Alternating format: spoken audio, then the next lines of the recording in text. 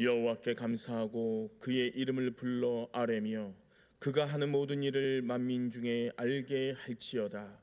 그에게 노래하며 그를 찬양하며 그의 모든 기이한 일들을 말할지어다. 그의 거룩한 이름을 자랑하라. 여호와를 구하는 자들은 마음이 즐거울지로다. 아멘.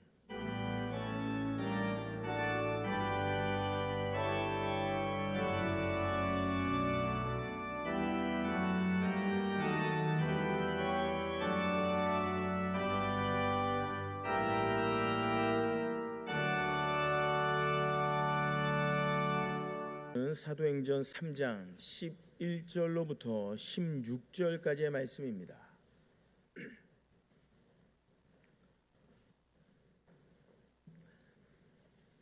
제가 가진 성경으로 신약 191쪽입니다. 사도행전 3장 11절로부터 16절까지 하나님의 말씀을 봉독해 올립니다. 나은 사람이 베드로와 요한을 붙잡으니 모든 백성이 크게 놀라며 달려나아가 솔로몬의 행각이라 불리우는 행각에 모이거늘 베드로가 이것을 보고 백성에게 말하되 이스라엘 사람들아 이 일을 왜 놀랍게 여기느냐. 우리 개인의 권능과 경건으로 이 사람을 걷게 한 것처럼 왜 우리를 주목하느냐. 아브라함과 이삭과 야곱의 하나님 곧 우리 조상의 하나님이 그의 종 예수를 영화롭게 하셨느니라. 너희가 그를 넘겨주고 빌라도가 놓아 주기로 결의한 것을 너희가 그 앞에서 거부하였으니 너희가 거룩하고 의로운 일을 거부하고 도리어 살인한 사람을 놓아 주기를 구하여 생명의 주를 죽였도다. 그러나 하나님이 죽은 자 가운데서 그를 살리셨으니 우리가 이 일의 증인이라. 그 이름을 믿음으로 그 이름이 너희가 보고 아는 이 사람을 성하게 하였나니 예수로 말미암아 난 믿음이 너희 모든 사람 앞에서 이같이 완전히 낫게 하였느니라. 아멘. 하나님이 선택한 일꾼, 또 부제로는 나를 보지 말고 예수를 보라라는 제목으로 함께 은혜 받습니다. 오늘은 우리가 그동안 기도하고 또 믿음으로 준비한 항존직 선거가 있는 주일입니다. 하나님께서 우리 교회를 섬길 신실하고 충성되고 신실한 우리 하나님의 일꾼들을 선택하는 귀한 날이기도 합니다. 오늘 우리는 사도행전 3장 말씀을 통해서 하나님께서 어떤 사람을 일꾼으로 선택하시는지, 그리고 참된 일꾼의 모습이 어떤 모습인지에 대해서 우리가 함께 은혜를 받고자 합니다. 자, 그러면 하나님께서 선택하신 일꾼, 참된 일꾼의 모습은 영적 무능력에서 건져주신 은혜를 기억해야 합니다. 성경을 보면요, 오늘 본문 앞에를 보시면 성전 미문 앞에서 날 때부터 걷지 못하던 자가 구걸하는 장면이 나옵니다. 이 베드로와 요한이 늘 그 앞을 지나다녔어요. 매일같이 하루에도 몇 번씩. 근데 이날따라 유난히 그 앞에 멈춰 섭니다. 그리고 그 거지를, 날 때부터 걷지 못한 그 사람을 쳐다보는 거예요. 주목합니다. 여러분, 여기서 중요한 점은요, 그들이 자신의 육신의 눈으로 거지를 주목한 게 아니라는 거예요. 늘 평상시에도 봐왔던 인물이, 봐왔던 사람들이에요. 근데 그 봐왔던 사람들이 오늘 유난히 갑자기 그 앞에 서서 그 거지를 주목하는 겁니다. 여기서 중요한 핵심은 뭐냐? 베드로 안에 계신, 이 베드로가 육신의 눈으로 바라본 게 아니라 베드로 안에 계신 예수님의 눈이, 성령님의 시선이 그를 주목하게 만든 겁니다. 그리고 베드로는 외칩니다. 우리를 보라. 여러분, 이 말씀의 의미가 뭐예요? 내 안에 있는 예수를 바라보라 라는 선포였습니다. 그리고 은과 금은 내게 없거니와 내게 있는 이것을 내게 주노니 나사렛 예수 그리스도의 이름으로 일어나 걸으라, 이렇게 명령을 합니다. 그럴 때 놀라운 치유의 역사, 놀라운 기적의 역사가 일어난 겁니다. 그러나 이 중요한 것은 이 치유의 사건, 초대교회 첫 번째 기적이고 첫 번째 치유의 사건입니다. 그러나 이 사건의 핵심은 단순히 우리가 예수님을 믿으면 병이 낫는다, 이런 기적 자체에 있지 않는 거예요. 이 기적을 말씀하고 있는 게 핵심이 아닙니다. 오늘 이 본문은요, 당시 유대인들의 총체적인 영적 무능력함을 고발하고 있는 겁니다. 잘 보세요, 여러분. 날 때부터 걷지 못했다라는 게 어떤 의미예요? 스스로의 힘으로는 하나님께 나아갈 수 없는 우리의 비참한 영적 상태를 고발해 주고 있는 거예요. 여러분, 우리가 제 발로 걸어서 예배당에 나왔다고 해서 다 구원받는 거예요? 그렇지 않습니다. 내가 어떤 수행을 해서 쌓고, 내가 어떤 노력을 해서, 내가 무슨 땀을 흘려서 기독교인이 된 것도 아닙니다. 우리는요, 모두 죄로 인해 영적으로 걷지 못하는 자들이었어요. 누군가의 전도로 말미암아 또 혹은 모태 신앙이라는 그 환경을 통해서 마치 떠먹여 주듯이 어쩔 수 없이 마지못해 교회 앞마당까지 온 사람일 수도 있다는 겁니다. 여러분, 이 거리는요, 성전 미문 앞까지는 왔어요. 그러나 성전 안으로 들어가서 하나님의 거룩한 임재를 경험하고 그 놀라운 체험을 누리지는 못했습니다. 왜 그래요? 하나님이 부르신 백성, 구원받은 백성만이 그 지성소에 들어갈 수 있기 때문에 그래요. 사랑하는 성도 여러분, 혹시 우리 중에 누군가에 떠밀려서 예배당에 뜰만 밟고 가는 분은 계시지 않습니까? 몸은 교회에 와 있지만 마음은 여전히 성전 미문 앞에 앉아서 세상의 은과 금만을 구하고 있지는 않습니까? 다음으로 하나님이 선택한 일꾼들은요, 성령이 임하면 인색함이 사라집니다. 성전 미문은 그야말로 아름다운 문이에요. 성서 고고학자들에 따르면 이 성전 미문이요, 은과 황동으로 장식된 그야말로 휘황찬란한 아름다운 문이었어요. 그런데 그 문 바로 앞에 엎드러진 거지의 모습을 한번 상상해 보십시오. 얼마나 대비가 됩니까? 얼마나 비참합니까? 그는 자신의 불쌍함을 최대로 극대화시켜서 사람들의 동정심을 유발해서 본인이 얻고자 하는 돈을 얻어내는 사람이었어요. 여러분, 우리도 마찬가지 아니에요? 우리도 큰 도로, 휘황찬란한 그런 도로를 지나고 큰 횡단보도를 지났어요. 그래서 성전 앞까지 왔어요. 정작 하나님을 만나 예배하는 기쁨을 알지 못할 때가 있다는 거예요. 오늘날 교회 안에도 이런 안타까운 모습들이 있을 수 있다는 겁니다. 때로는 의무감 때문에, 때로는 직분 때문에, 혹은 세상적인 위로를 얻기 위해 나왔지만 정작 깊은 임재 속에 들어가지 못하는 모습들이 우리 가운데 있다는 겁니다. 예수님은 이 사건을 통해서 당시의 종교적 허영심을 꼬집으시고 있어요. 이 거리는요, 이 거지는 성전으로 들어가는 사람에게만 구걸했어요. 예배를 마치고 나오는 사람에게는 아무런 기대를 하지 않아요. 이유가 뭘까요? 왜 그래요? 한번 생각을 해보세요. 성전 안에서 하나님을 뜨겁게 만나고 은혜를 받은 사람이라면 마땅히 그 사랑이, 그 은혜가 흘러넘쳐서 이웃에게 베풀어야 되는 거 아닙니까? 그런데 당시 성전은요, 은혜가 메마른 곳이었어요. 그렇기 때문에 구원의 간격이 없기 때문에 한 사람 한 사람 예배를 드렸음에도 불구하고 그들의 삶 가운데 인색함만 남아있는 거예요. 사랑하는 성도 여러분, 우리 교회는 어떻습니까? 예배를 드리고 나가는 성도들의 얼굴에 과연 인색함이 있습니까? 아니면 넉넉함인 하나님의 그 사랑이 우리 가운데 있습니까? 성령이 임하고 구원의 은혜를 감격하면, 그 경험하고 체험하면 내 것을 주장하지 않게 되어 있어요. 내 것을 나누게 되어 있다니까요. 그리고 다음 세대에게 투자하는 것을 전혀 아까워하지 않게 됩니다. 만약 우리가 예배를 드렸음에도 불구하고 여전히 내 마음 가운데 인색함이 남아있다면 우리는 어찌 보면 예배에 실패한 것일 수도 있습니다. 거지가 성전에서 나오는 사람들에게 아무것도 기대하지 않았던 그 서글픈 현실이 우리의 모습이 아니길 바랍니다. 사랑하는 성도 여러분, 베드로의 변화를 보십시오. 베드로는요, 그 인색하고 형식적인 종교인들 사이에서 전혀 다른 선포를 하고 있어요. 우리를 보라. 여러분, 이 거지가 어떻게 했어요? 거지는요, 우리를 보라. 베드로가 외칠 때 혹시 돈이나 줄까? 이런 기대감을 가지고 쳐다봤어요. 근데 베드로는 뭐라 그러는 거예요? 은과 금은 내게 없으나 내게 있는 예수의 이름을 주노라 라고 선포하는 겁니다. 거지는요, 실망했을지 몰라요. 고개를 푹 숙였을지도 몰랍니다. 그러나 여러분, 이 장면이 우리의 옛 모습을 보여주고 있지 않습니까?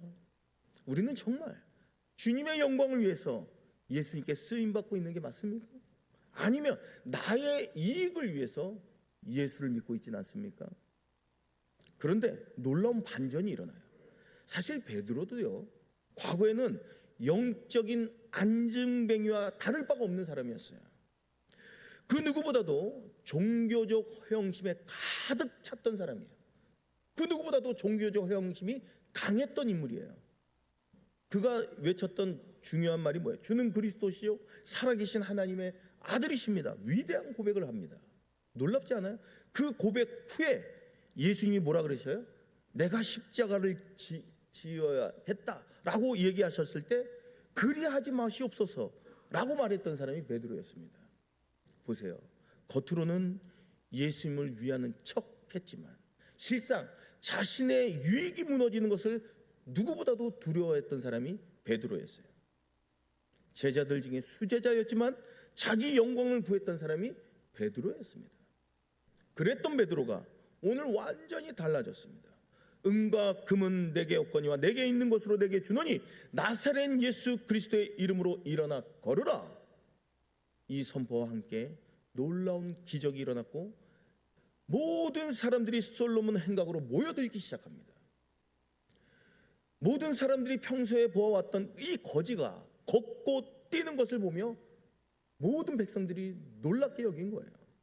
이때 베드로는 뭐라고 이야기합니까? 사람들의 시선이 자기에게 쏠리는 것을 거부해요. 그리고 이렇게 선포합니다. 이스라엘 사람들아, 왜 이 일을 왜 놀랍게 여기느냐? 우리 개인의 권능과 경건으로 이 사람을 걷게 한 것처럼 왜 우리를 주목하느냐? 이게 베드로의 두 번째 설교입니다. 성령 받은 자의 변화된 모습이 이와 같은 모습이라는 거예요. 사랑하는 성도 여러분, 하나님이 선택한 일꾼은요, 나를 지우고 예수를 드러내는 일꾼입니다. 베드로는 더 이상 사람의 주목을 원치 않았어요. 과거에는 어땠어요? 다 주를 버릴지라도, 다 주님을 모른다고 부인할지라도 나는 결코 주님을 버리지 않습니다. 자신을 과감하게 드러내고 싶어 했어요. 예수님이 무리를 걸으실 때 뭐라 그래요? 자신도 걷게 해달라고 모든 사람들에게 주목받기를 원했던 사람이 베드로였어요. 보십시오. 우리는요, 어느 누구나 예외 없습니다. 자기 숭배라는 우상을 섬기는 그 본성을 갖고 있다니까요. 우리가 교회를 하면서도, 헌신을 하면서도 나 좀 알아봐 달라고, 나 좀 칭찬해 달라고, 나 좀 인정해 달라고 그런 마음이 불쑥 올라오는 게 우리 인간의 본성입니다. 목사도 예외가 아닙니다. 목사는 설교를 통해서 그런 마음이 갖고요, 또 장로님들은 행정을 통해서 이런 마음을 갖고, 또 성도들은 봉사를 통해서, 헌신을 통해서 각자 내 자신이 스포트라이트를 받고 싶어하는 게 인간의 본성이에요. 내 노력이 인정받지 못하면요, 서운해하고 더 나아가 시험까지 받게 돼요. 시험도 들어요. 그런데요, 성령님이 임하시면 완전히 시선이 뒤바뀝니다. 나를 향하던 조명을 돌려 예수님을 비추게 됩니다. 베드로는 이제 단호히 고백하고 선포합니다. 나를 보지 말고 예수를 보라. 너희가 십자가에 못 박아 죽였으나 하나님이 살리신 그 예수가 이 사람을 낫게 하였다. 베드로는 기적의 현장에서 철저히 자신을 거부하고 자신을 지우고 오직 십자가와 부활의 주님만을 드러냅니다. 여러분, 이게 바로 깔때기 이론, 깔때기 신앙이에요. 가령 어떤 사건, 어떤 상황, 어떤 사역을 하든지 결론은 언제나 변함없이 예수 그리스도의 십자가와 부활로 모아져야 합니다. 여러분 깔때기 잘 아시나요? 기름을 부으면 깔때기를 통해서 한 곳에 모아지잖아요. 그렇듯이 우리의 교회의 모든 사역, 모든 섬김, 모든 봉사, 모든 충성, 그 끝에는 오직 예수 그리스도의 이름만 남아야 할 줄로 믿습니다. 여러분 교회의 성물, 우리가 크리스마스 또는 우리가 추수감사할 때 성물을 걷지 않습니까? 이 성물을 이웃에게 섬길 때도 마찬가지예요. 단순히 성물을 나눠주는 자선사업가가 아니란 말입니다. 이 성물을 통해서 예수 그리스도의 참된 사랑을 알게 하옵소서라고 기도하면서 그 귀한 섬김을 할 때 그 섬김으로 말미암아 복음의 통로, 축복의 통로가 되는 거예요. 사랑하는 성도 여러분, 우리가 세상에서 선한 일을 하고 교회 직분을 감당하는 모든 이유는 단 하나입니다. 오직 예수 그리스도의 십자가와 부활을 증거하기 위함인 줄로 믿습니다. 끝으로 가장 중요한 것은 성령님은 우리를 변화시키십니다. 사랑하는 성도 여러분, 베드로의 변화를 보십시오. 언제나 자기중심적이었고 모든 사람에게 주목받기를 좋아하고 십자가를 피해 도망갔던 그가 이제 성령의 놀라운 임재를 경험하고 체험하자 완전히 뒤바뀌어 버립니다. 완전히 뒤집어졌어요. 그는 이제 자신의 이름이 아닌 예수의 이름을 늘 앞세웁니다. 자신의 경건이 아닌 예수의 능력을 늘 자랑합니다. 성령님은 우리를 이처럼 하나하나 바꿔가시는 거예요. 우리를 다듬어 주시고 우리를 달라지게 하시는 분이 우리의 성령님인 줄로 믿습니다. 완벽하지 않아도 괜찮아요.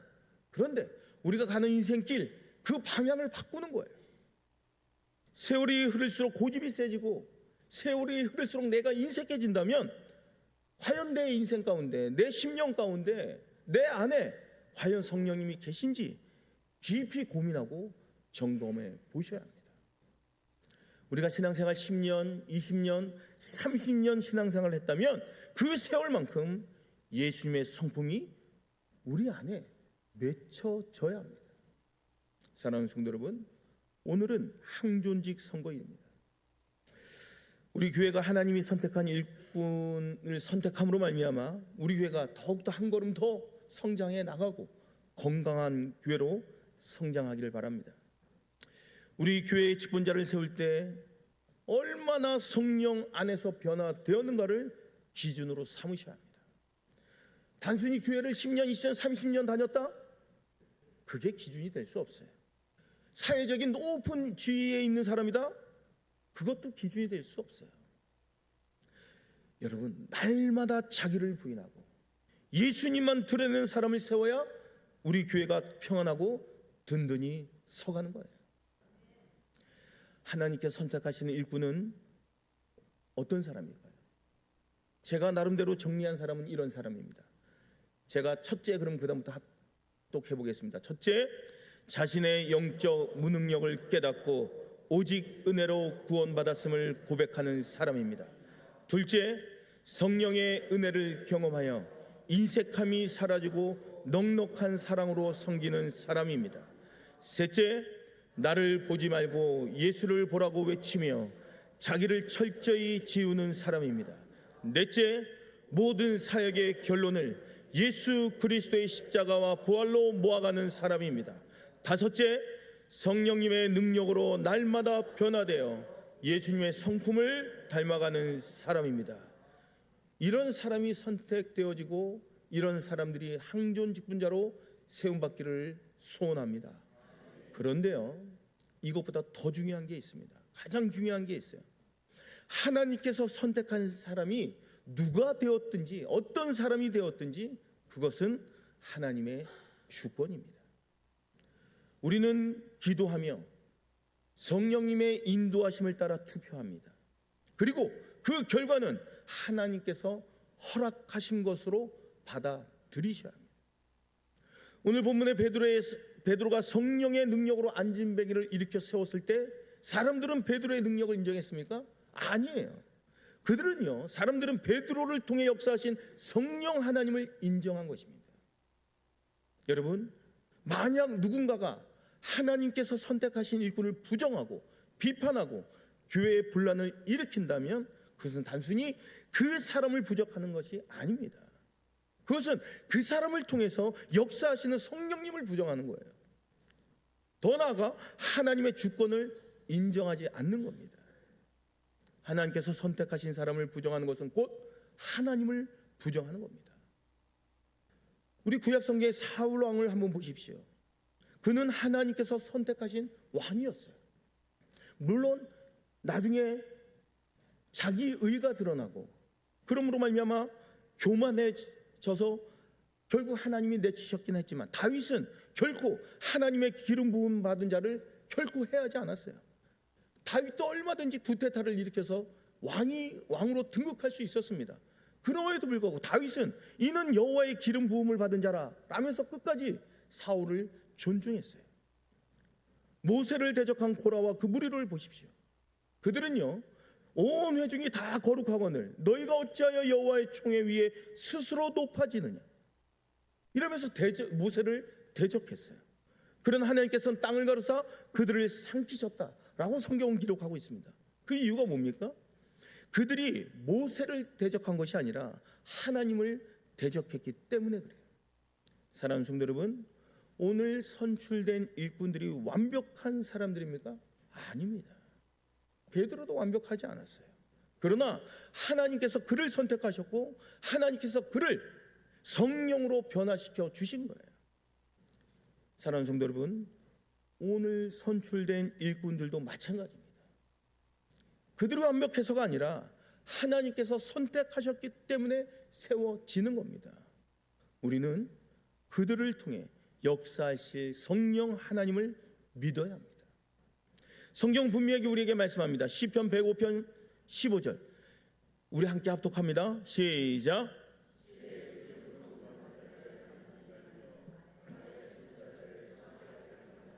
하나님께서 세우신 일꾼들을 비판하고 정죄하는 것은 하나님을 비판하고 정죄하는 거예요. 그러므로 우리는 어떻게 해야 됩니까? 첫째, 기도로 준비하십시오. 성령의 인도하심을 구하며 투표하십시오. 둘째, 결과를 하나님의 뜻으로 받아들이십시오. 당선된 분들도 혹 낙선이 된다 할지라도 내 뜻과 다르다 할지라도 하나님의 주권을 인정하십시오. 셋째, 선출된 일꾼들을 위해 기도하십시오. 그들이 성령 안에서 변화되고 성장하도록 우리는 중보하시기 바랍니다. 넷째, 절대로 비판하거나 분란을 일으키지 마십시오. 그것은 하나님을 대적하는 죄입니다. 다섯째, 모두가 한 마음으로 그들을 섬기고 도우십시오. 그래야 교회가 평안하고 든든히 세워져 갈 줄로 믿습니다. 사랑하는 성도 여러분, 성령님은 우리를요, 아니 나를 성령 미문에 주저앉아 세상의 것을 구걸했던 우리 인생 아니에요? 그런 인생에서 성전 안으로 들어와서 하나님께 예배드리는 거룩한 인생으로 바꿔주셨어요.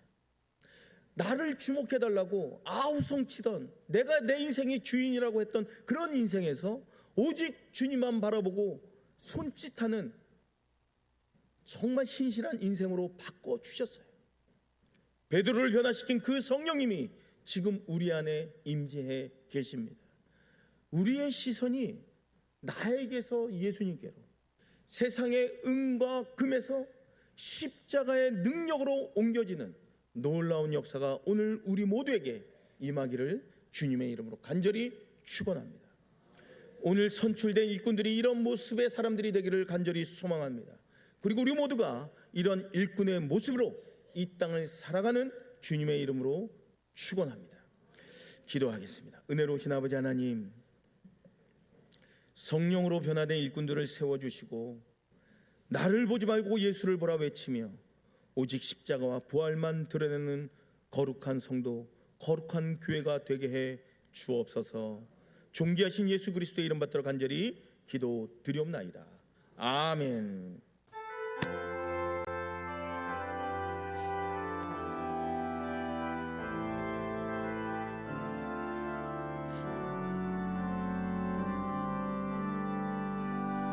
주님 내가 여기 사오니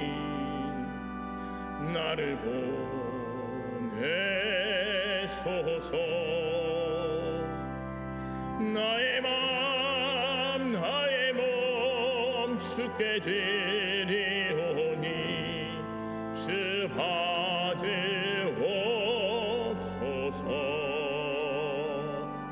주님 내가 여기 사오니 나를 써주소서.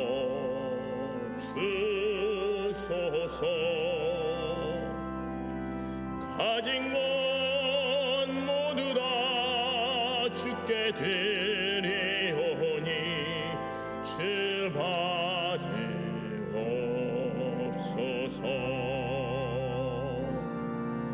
할렐루야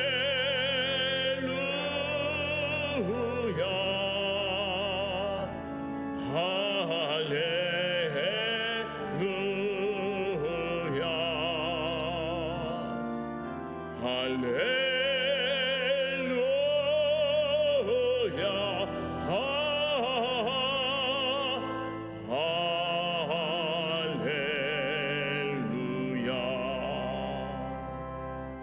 나를 받으옵소서.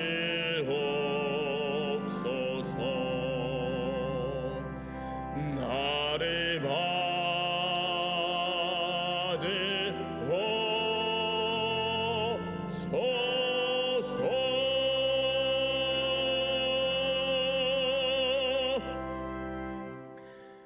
나를 지우고 예수를 드러내는 신실한 성도로 성령으로 변화되어 오직 십자가와 부활만 증거하는 거룩한 성도로 살아가십시오. 지금은 우리 주 예수 그리스도의 은혜와 아버지 하나님의 극진하신 사랑과 성령의 감화 감동 충만 교통하심이 그 어떠한 상황 가운데서도 성령의 변화된 일꾼으로 오직 예수 그리스도의 십자가와 부활만 증거하는 거룩한 하나님의 귀한 성도로 하나님의 거룩한 교회로 세워가자 다짐하고 결심하는 모든 하나님의 백성들 머리 위에와 저들의 가정과 직장과 사업장과 삶의 터전 위에와 이 나라 이 민족 위에 이제부터 영원토록 함께 계시기를 간절히 축원하옵나이다. 아멘.